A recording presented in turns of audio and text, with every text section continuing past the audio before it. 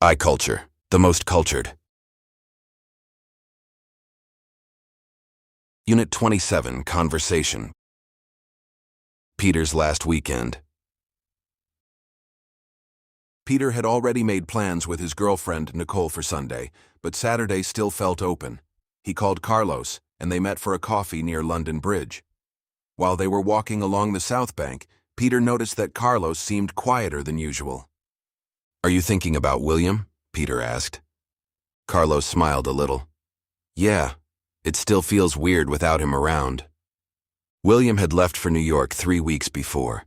The three of them had been playing football together every Sunday morning for almost 4 years, and that kind of thing is hard to replace. On Saturday morning, Peter headed to the supermarket to pick up things for the barbecue.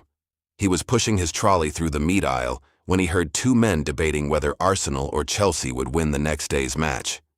By the time he reached the checkout, he had already grabbed burgers, sausages, charcoal, and a bottle of wine. On the way home, traffic was barely moving. Road closures around the Emirates Stadium were already causing delays, and the match was still 24 hours away. Peter woke up early on Sunday. While Nicole was still sleeping, he made coffee and stood by the window for a while. He was thinking about William. They had spoken on the phone a few days before, and William had sounded happy, though a little tired. New York was treating him well, he said, but he missed Sundays. Laura's barbecue was in Clapham. With the Arsenal-Chelsea match drawing crowds from across the city, nothing was moving normally, and Peter and Nicole sat in traffic for nearly 35 minutes. They arrived just after 2. The garden was already busy.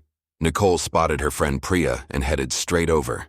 Peter found a cold beer and spent 20 minutes talking to a man called David, who had grown up in the same small town as Peter's mother. These things happen at barbecues. By 4 o'clock, most people had already eaten and the conversations had grown looser. Someone checked the score on their phone. 1-1. There was a small cheer and a small groan, depending on where people stood. Peter and Nicole left around 6.